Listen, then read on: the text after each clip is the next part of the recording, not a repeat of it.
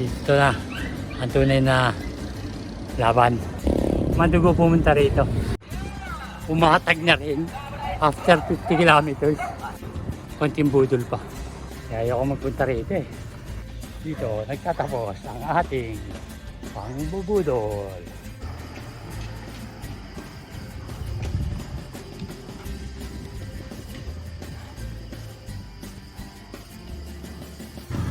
Good morning mga kabudol.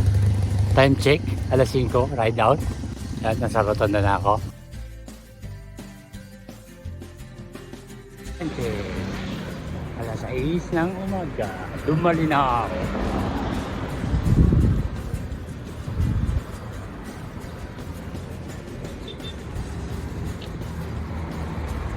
Ah, 10 kilometers, puro ahon. 45 minutes. Oh no. Diretso lang to, diretso. Diretso lang. Ahon pa rin yan. Basta puro ahon dito. Pag pumunta ka rito.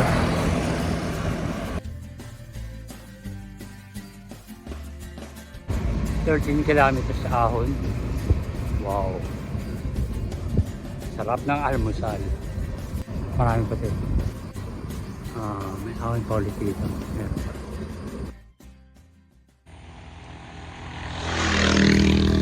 20 kilometers na ahon.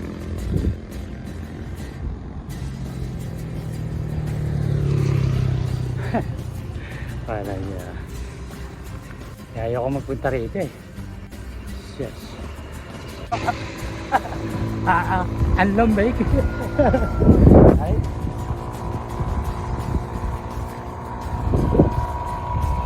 Ito ulap o pag?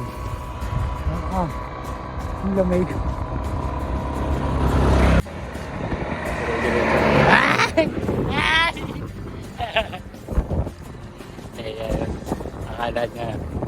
Akala ng bata siya yung binibidyohan. So, anyway, nararamdaman ko malayo pupuntahan natin. Maganda weather, sasamantalahin na natin. So 5 ako umalis, plus 5 hours, so 10 kakain at magpapahinga, or pwedeng 11, 10 or 11. Tapos papahinga 1 hour, tapos uwi. Kung saan umabot yung 5 to 6 hours natin, hanggang doon lang tayo. Tapos uwi. Wala nang budol-budol at malayo. Mahirap mumuwi, maraming ahon. So pagka pupunta ko rito, 2,000 yung elevation ko agad eh. Matik yun. Pwede mas mataas pa. Anamig. Para ka na sa Baguio. Oh!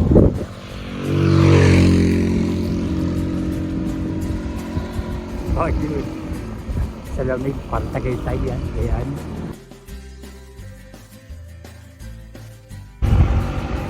Sanche! Alas 8. Nakaka 3 hours na tayo. Ang natakbo natin 50 kilometers na. More or less 30 kilometers na lang. Ado na tayo sa 11 o'clock. Pero maaga pa eh, no? Alas 8. Maaga pa. Konting budol pa. Budol pa rin eh. Talaga naman na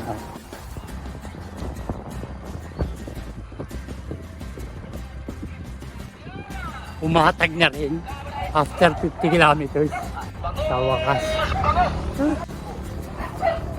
Mamaya 50 kilometers pa ulit pa uwi. Welcome to Buog. Malapit na pala yung ipil eh, 74 na lang eh. Yung Sambuanga malapit na rin, 200 na lang. Konti na lang padyak yan, konting padyak mo yun.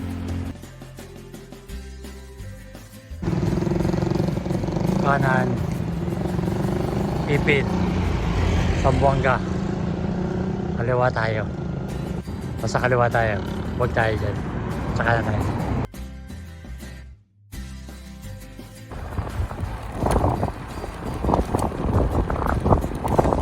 Enjoy mo lang.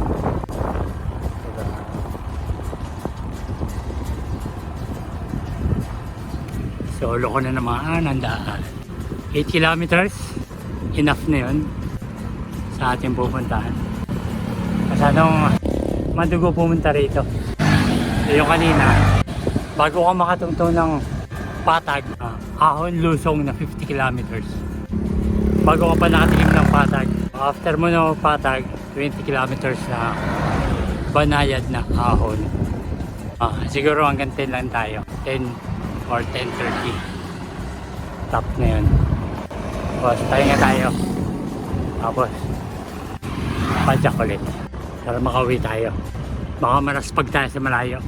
Pero okay dito. Iba yung aura ko dito. Ay yung mga ganitong lugar. Masasabi kong para kang pumunta ng Norte, Samar, Leyte. Yan. Ang ganda yung mga kubo.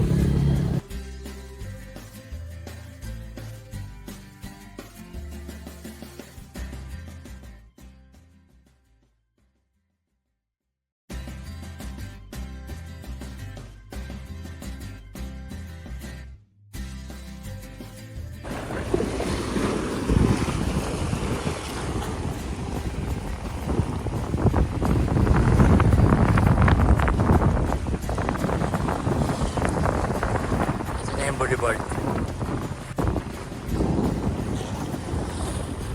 So, yung tapat na yun, yung bundok na yun. Yan ang Margo sa tubig. Pwede tayo tumawid dyan. Kaso baka mahal ang pasahe. At medyo may kalayuan.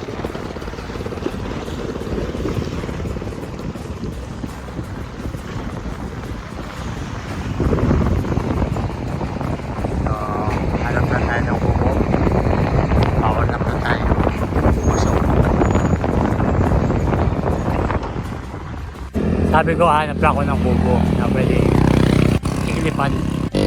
Ganyan lang. Habang hindi pa mainit, samantalayin ko na to. May ulap. Samantalayin natin. So, hindi ko alam. Pwedeng budol to.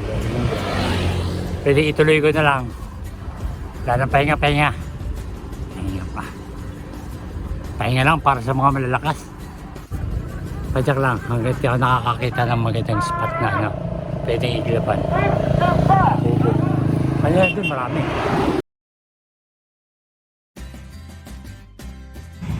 Dito ako sa bagong silang Novaliches. Hindi, joke lang. Tiplahan. So, dito ako nakahat ng naigilipan. Lalo ng mangga. Power na plan ko. At mga 30 minutes lang. Parang uulan. Yun lang mga kapitad. Hour nap, quick nap. Saka 45 minutes tayo or more. Back to Padyak. So 20 kilometers na banayad. 50 kilometers na Ahon Lusong na may gumuguhit sa laman. Yung pabalik na yan. Puntang Ipil, Buanga. Pabalik na Buog.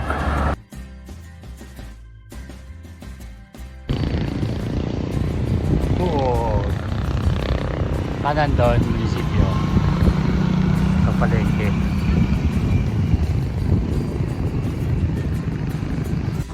Buog, Pasalubong Center. Ano ka ba, no? Ano ka ba? Kaluwag-luwag ng Pilipinas eh. Tatanga-tanga.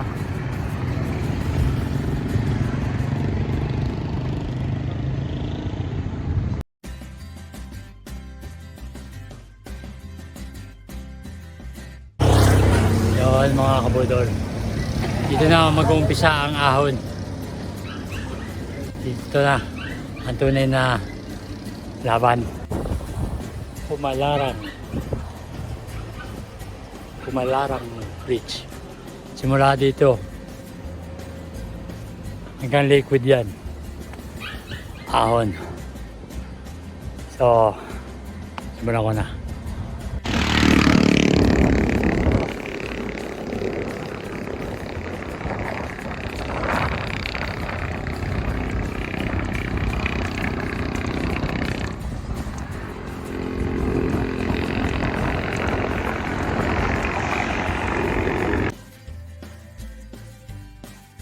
...138 kilometers.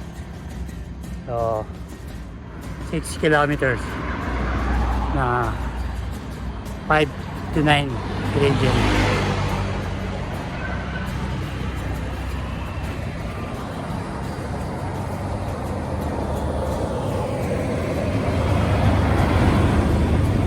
Yeah. Tatrabahin mo mga truck. So, yeah. Yan ang sikreto ko. Marunong ako tumingin sa driver. Kasi driver din ako. Tumitingin ako sa driver kung alerte siya o hindi. At kung alerte siya, edi safe tayo. Pag hindi siya alerto at hindi niya tayo nakita, hindi siya nakatingin. So ibig sabihin, mag-a-adjust tayo. Tayo ang mag-iingat. Ganun lang. Kaya ako, kahit hindi naka-helmet, okay lang. Kasi may mga bagay ako na nakikita na hindi nyo nakikita. Pakiramdam. Yan ang meron ako. Kaya ako, likod na likod. Kapatalyado ko.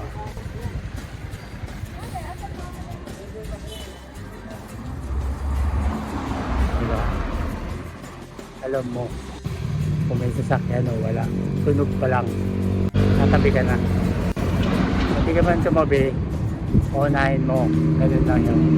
Ingat lang tayo. Ako, sobrang ingat ko. At palusok. Time check! Alas 4 ng hapon. Naka 144 kilometers na tayo, mga kabudol. Sana, finish na. 120. Estimate ko lang. Sabay na.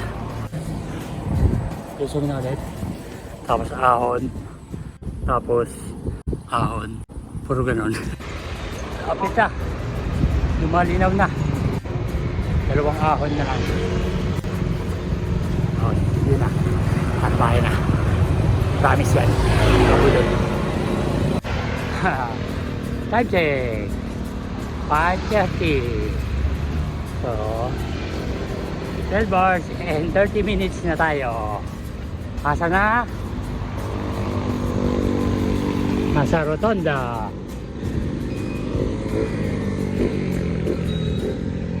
Kunti pa. Bahay na.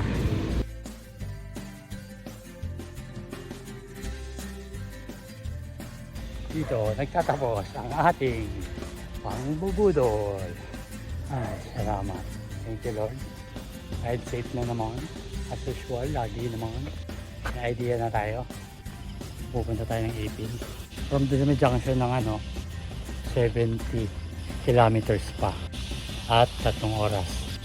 So, 70 pa ulit. More or less mga 5 oras.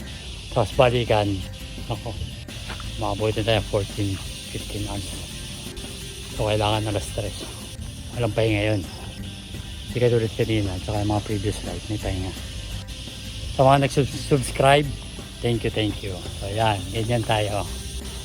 Ganyan tayo mambudol. Kaya mag-subscribe na kayo, updated sa mga pangbubudol.